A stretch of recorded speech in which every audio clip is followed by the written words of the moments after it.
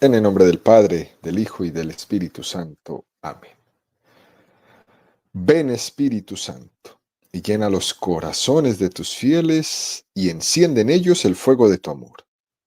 Envía tu Espíritu Creador, y se renovará la faz de la tierra. Estamos estudiando el Catecismo de la Iglesia Católica, su tercera parte, la vida en Cristo. Segunda sesión, los 10 mandamientos. Capítulo segundo, amarás a tu prójimo como a ti mismo. Artículo quinto, el quinto mandamiento: no matarás. Habéis oído que se dijo a los antepasados: no matarás, y aquel que mate será reo ante el tribunal. Pues yo os digo, todo aquel que se encolerice contra su hermano será reo ante el tribunal. Continuamos subiendo el monte Sinaí de la mano de Moisés a recibir allá arriba los 10 mandamientos. Son 2.285 metros que mide el monte Sinaí. El catecismo dedica 505 números al estudio de los 10 mandamientos. Es decir, subiremos 4 metros del monte Sinaí por cada número del catecismo que estudiemos. Hoy estamos en el metro 1038 de altura. Estamos también en el tercer apartado de este artículo, donde el Catecismo dedica 16 números al estudio del tema que tiene como título La defensa de la paz. Vamos a profundizar en este día en los números 2307 al 2309 con el tema Evitar la guerra. Número 2307 del Catecismo de la Iglesia Católica dice: el quinto mandamiento condena la destrucción voluntaria de la vida humana a causa de los males y de las injusticias que ocasiona toda guerra. La Iglesia insta constantemente a todos a orar y a actuar para que la bondad divina nos libre de la antigua servidumbre de la guerra. Es un número fuerte.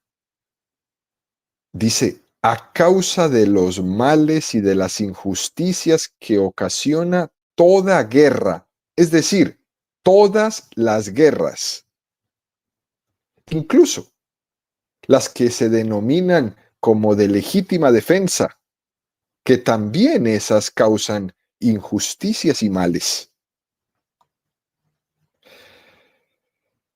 Ocurre que en la guerra no paga el plato roto el que ha provocado la guerra, el que la instiga, el que la declara, sino que con mucha frecuencia las consecuencias de la guerra las pagan son los débiles, los niños, los ancianos, las personas vulnerables. Los famosos bloqueos internacionales no afectan a los poderosos de esas naciones que han sido sancionadas, sino a los más débiles, a los inocentes de esas naciones. Por eso, este número 2307 del Catecismo lo dice tan claramente: a causa de los males y de las injusticias que ocasiona toda guerra. Y la Iglesia insta constantemente a todos a orar y a actuar para que la bondad divina nos libre de la antigua servidumbre de la guerra. Esa servidumbre suena a esclavitud. Por tanto, el don de la paz ha de ser pedido y suplicado. No es gratis.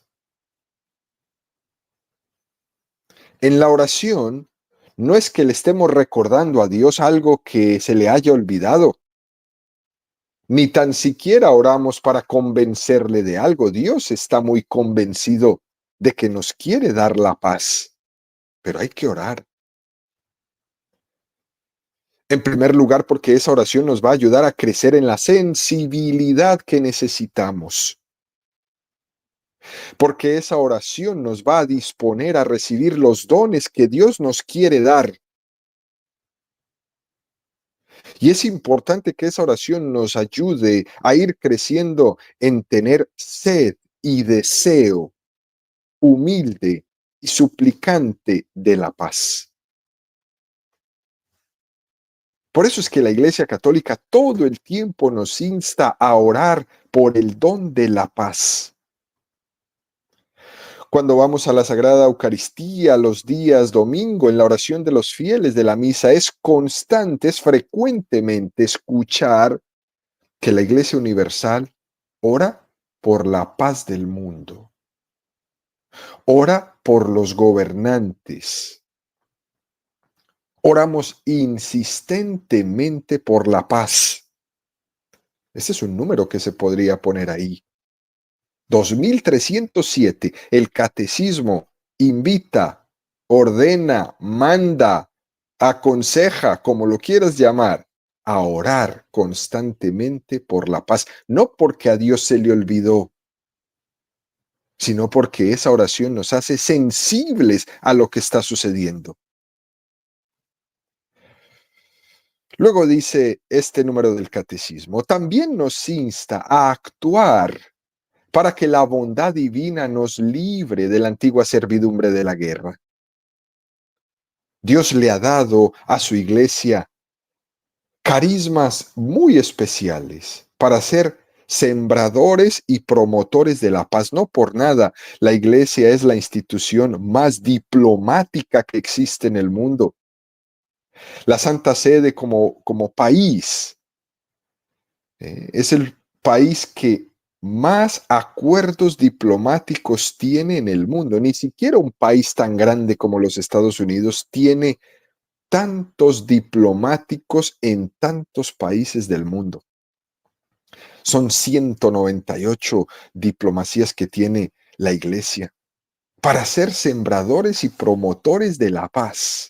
Creo los Estados Unidos solo tiene 168. Uno de los carismas más recientes que la Iglesia ha tenido en estos sembradores y promotores de la paz es una comunidad que ustedes conocen, se llama la Comunidad de San Egidio. Esa fue fundada por Andrea Riccardi hace 40 años. Y su característica número uno de este carisma tan hermoso de la Comunidad de San Egidio es ser mediadores en los conflictos. Y ellos ahorita están metidos en los conflictos africanos en favor de la paz, tremendamente. Mediador de los conflictos. A todos los niveles tenemos nosotros los católicos que ser agentes de pacificación. No necesariamente podemos o tenemos que ser, digamos, miembros de una comunidad como esta. Cada uno en su lugar, con iniciativas personales, cada uno a su nivel. Ser pacificadores en el vecindario, ser pacificadores en la escuela, ser pacificadores en los partidos de fútbol de nuestros hijos, ser pacificadores en las familias, agentes de paz.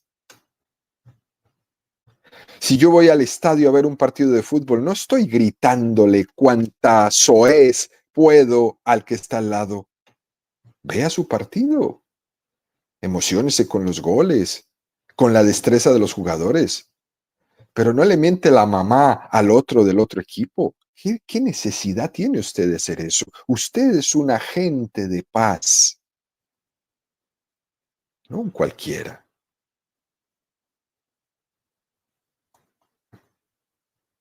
Nosotros en todo momento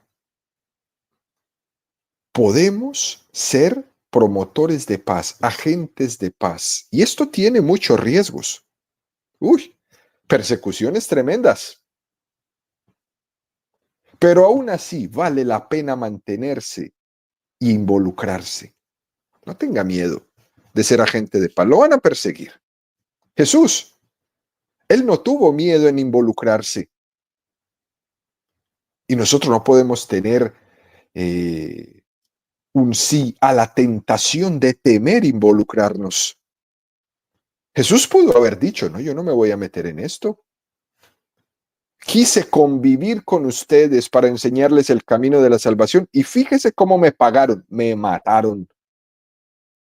Jesús no tuvo miedo. Él no se arrepintió de haber venido a nosotros. Él no se arrepintió de haberse involucrado en nuestra realidad miserable para divinizarla, aunque le costara la vida. El Señor nos ha puesto en lugares determinados y en situaciones determinadas, en familias concretas, en puestos de trabajo concretos, en comunidades concretas, en parroquias concretas, para ser ahí agentes de paz. ¿Qué hace usted en una parroquia revolucionándola? Usted no es agente de paz. ¿Qué hace usted en una parroquia chismeando? Usted no es agente de paz. Recapacite su vocación, recapacite su llamado, recapacite su vocación de servicio en esa comunidad. Y fíjese si usted está colaborando en la evangelización o si usted está siendo un discípulo de Satanás, que viene a poner la discordia. Pregúnteselo bien. Si soy agente de paz o si soy agente de discordia. Y ahí va a encontrar la respuesta muy clara en sus acciones. Ser agente de paz es ser perseguido, pero que la persecución no nos haga tener miedo, porque vamos a estar ahí como Jesús. Y le vamos a pedir al Señor que nos dé el don de la prudencia para ser agentes de paz de la mejor manera en un mundo tan conflictivo, para que nos dé el don de involucrarnos, claro que sí, prudentemente, para ser apóstoles de paz. Y se lo vamos a pedir usando esa preciosa oración a la que tenemos que recurrir constantemente, que se le adjudica su autoría a San Francisco de Asís. Señor, hazme un instrumento de tu paz. Allí donde haya odio, que yo ponga el amor. Allí donde haya ofensa, que yo ponga el perdón. Allí donde haya discordia, que yo ponga la unión. Allí donde haya error, que yo ponga la verdad. Allí donde haya duda, que yo ponga la fe. Allí donde haya desesperación, que yo ponga la esperanza. Allí donde haya tinieblas, que yo ponga la luz. Allí donde haya tristeza, que yo ponga la alegría. Señor, haz que yo busque consolar y no ser consolado, comprender y no ser comprendido, amar y no ser amado, porque dando es como se recibe, olvidándose de sí es como uno se encuentra, perdonando es como se recibe perdón y muriendo es como se resucita a la vida. Señor, hazme un instrumento. Es un hermoso título para presentarse uno delante de Dios. Ser instrumento de tu paz, no de mi paz, de tu paz. Eso es ser un apóstol. Al Señor le conmueve especialmente que alguien sea instrumento de su paz, porque está pensando en los demás, no en sí. Por eso es que este número hermoso, 2307, que nos presenta el Catecismo en esta mañana, dice, orar y actuar por la paz para que la bondad divina nos libre de la antigua servidumbre de la guerra. Si tú me haces un instrumento de tu paz, entonces yo al implorar tu bondad divina, voy a ser un agente de paz para acabar con esta esclavitud de la guerra. En la historia de la humanidad, somos deudores de la ley de la selva. La historia de la salvación Es una historia de humanización del género humano que vivía en una selva. Que también tenemos mucho de animal en la medida que no nos dejamos amar por el Señor. Ahí están los pueblos primitivos. Los leemos, ¿no? En la historia, con esa gran violencia. Y en la medida que se fueron dejando tocar por el Señor, cristianizar, se han ido humanizando. Pero persisten muchos de ellos la servidumbre de la violencia. Y ha habido culturas, y las hay todavía hoy, con esa tendencia muy grande a la guerra, por cuestiones de honor, por cuestiones de razas. En la historia de la humanidad se ha declarado guerras por dinastías, por herencias, por el agua, por la tierra, por las fronteras. Guerra, guerra y guerra. Lo trae el hombre como dentro de sí. Y en la medida en que Jesucristo vaya tocando sus culturas, vaya tocando sus corazones, toda esa guerra por implorar el bien divino puede caer, puede acabar. A esto se refiere cuando dice el catecismo la antigua servidumbre de la guerra, que es como esa facilidad tan desgraciadamente asumida de declarar guerras por cualquier cosa a causa del pecado original.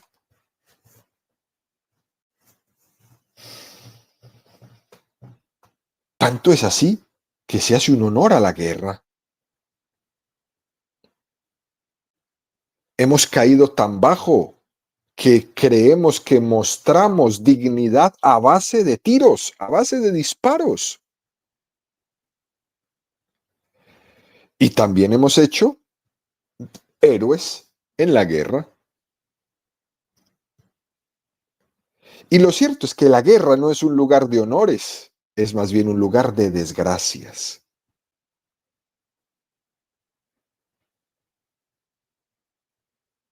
En las guerras mundiales iban todos esos jóvenes, europeos de Australia, con esos trajes todos bonitos, y todos pensaron que iba a ir a la guerra a que los condecoraran. Y se venían desde Australia todos esos grupos de jóvenes y venían inquietos porque iban a llegar tarde a la guerra, porque la guerra les iba a dar honor. Y lo que les dio fue trinchera, sufrimiento y muerte. Todos venían muy bonitos, bien vestidos, para terminar como puercos en esos tremendas trincheras donde murieron en la Primera Guerra Mundial 10 millones de personas y en la Segunda 60 millones. La guerra no da honor. La guerra da desgracia.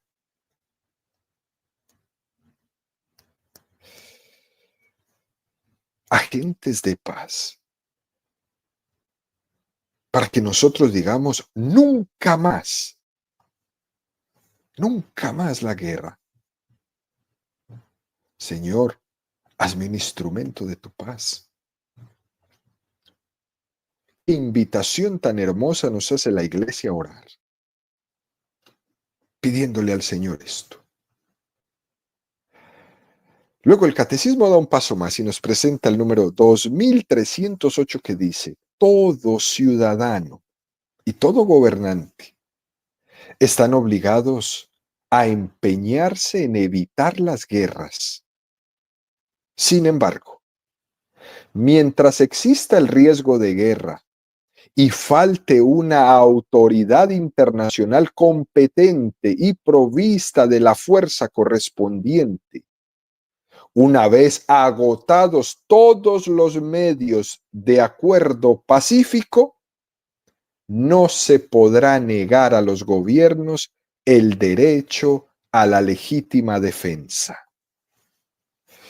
Uy, qué fuerte esto. Aquí primero el catecismo nos habla del ideal. ¿Cuál es el ideal? desde el punto de vista de la Iglesia Católica, el ideal es que exista una autoridad internacional competente y provista de la fuerza necesaria para poder garantizar la paz mundial. Hoy, por ejemplo, existe la famosa Organización de las Naciones Unidas, la ONU, ¿no? Pero nos referimos en este número es a algo más real de lo que tenemos actualmente, que muchas veces se queda muy pobre. Hay que reconocer que la actual ONU ejerce un papel importante en el mundo, sí, pero sus resoluciones tienen un valor moral a las cuales muchos ni le hacen caso. No aplica a las naciones, porque la ONU no tiene autoridad internacional reconocida por todas las naciones. Y entonces las resoluciones tomadas sobre el papel le es muy difícil después llevarlas a la práctica. Incluso hay algunas naciones que tienen el derecho a veto, que hace que las naciones no tomen decisiones. Y por tanto, no es efectiva esa organización de las Naciones Unidas. Algunos piensan que ese ideal de la Iglesia entra en conflicto con la soberanía de las naciones y que no debería de haber ninguna institución porque cada nación puede decidir y hacer lo que quiera. Pero a través de la historia, la experiencia nos demuestra que es más fácil caer en el mal de la guerra cuando uno actúa unilateralmente. Un gobernante desequilibrado que por su cuenta pueda declarar la guerra, por ejemplo, eso es terrible. Y ante tanto loco, tenemos este mundo como estamos, a punto de guerra por todas partes donde usted mire, o países enteros que llevan 60 años en guerra. Por eso es necesario que haya una autoridad internacional, porque es más fácil que se equivoque un organismo, es más difícil que se equivoque un organismo internacional que un gobernante solo. Y a esto se le tiene que apostar. Es verdad también que los pueblos tienen el derecho a su soberanía nacional, claro, pero hay temas en los que se pretende inmiscuir, por ejemplo, la ONU o la Unión Europea o el CELAM, y se quieren inmiscuir en concepciones morales que se pretenden introducir en los pueblos, como es, por ejemplo, la ideología del aborto, antinatalistas, control de la población, o determinadas antropologías que pretenden introducirse dentro de estos organismos internacionales, marcando políticas nacionales. Y ese no es su tarea. Usan la ONU, usan la Unión Europea, usan las organizaciones para meter ideologías, no para defendernos, para que haya paz. Y por eso perdieron toda autoridad. Y en esos casos, cuando se quieren utilizar las instituciones internacionales que deberían estar trabajando por la paz en el mundo y que se ponen a trabajar para apoyar ideologías como la ideología de género, como el aborto, como la eutanasia y como todas esas cantidad de ideologías en contra del mismo ser humano, entonces eso sí que es una violación de la soberanía nacional, porque incluso se lo imponen a los pueblos y no les dan recursos internacionales si no acceden a tener las campañas que ellos han generado en estas instituciones que deberían ser para defender al hombre y las están usando es para acabar con el mismo hombre, como es, por ejemplo, controlar la natalidad, que no nazcan niños, como es, por ejemplo, apoyar con dineros todas las campañas de esterilización de las mujeres en todos los países, de las indígenas, sin que ellas se den cuenta. Hay que alzar la voz, porque están haciendo lo que no tienen que hacer. Esas instituciones están para garantizar la paz, para regular la paz. Y parece ser que en el tema de la paz no hay tanto empeño de estas organizaciones internacionales. Por eso estamos en vilo en todas partes por donde usted mire. Y entonces, ¿a qué se sientan? ¿A qué se juntan? ¿A qué se reúnen?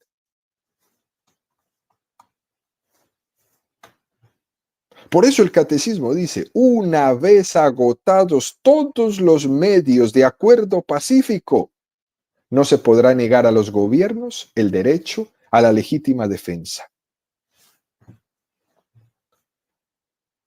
No se puede negar el derecho a la legítima defensa. Incluso se llega a hablar de la intervención humanitaria militar.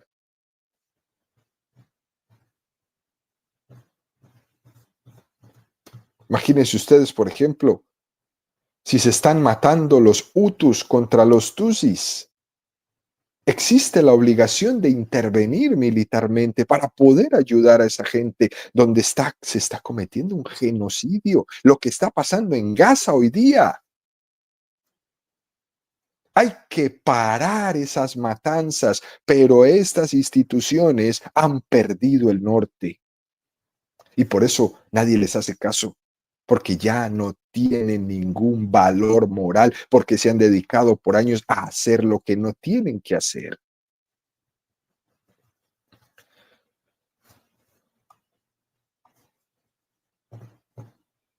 Por eso la Iglesia dice es necesario un organismo internacional con autoridad y poder,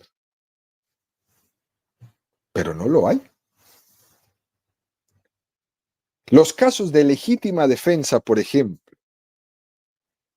uno podría hablar en los tiempos de Hitler, cuando Hitler invadió por cuenta propia las otras naciones, Polonia. Estas naciones tenían el derecho a la legítima defensa, incluso podría hablar de obligación moral de resistirse a una invasión injusta. ¿Qué responsabilidad tan grande tienen las autoridades que tienen que tomar las decisiones graves e importantes para defender a su pueblo? Y esa defensa es legítima cuando se han agotado todos los acuerdos y medios pacíficos. Esto hay que tenerlo claro y el catecismo lo dice. Por último, el catecismo nos presenta el número 2309 que dice, se han de considerar con rigor las condiciones estrictas de una legítima defensa mediante la fuerza militar.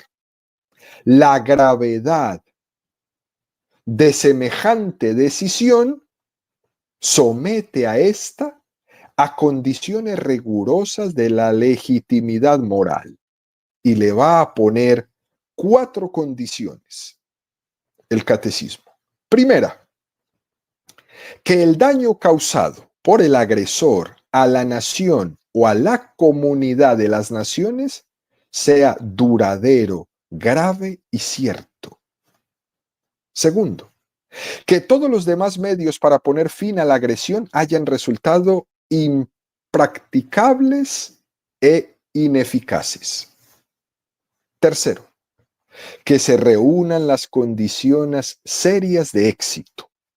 Y cuarto, que el empleo de las armas no entrañe males y desórdenes más graves que el mal que se pretende eliminar.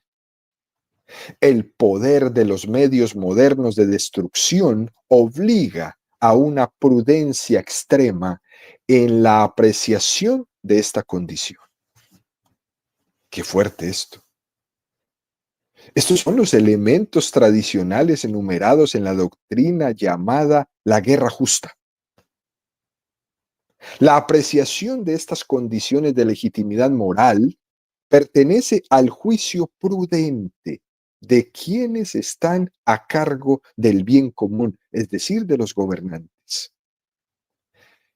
Y estas cuatro condiciones que se detallan aquí en este número del catecismo para que una guerra se pueda considerar justa o legítima, son muy importantes tenerlas presentes.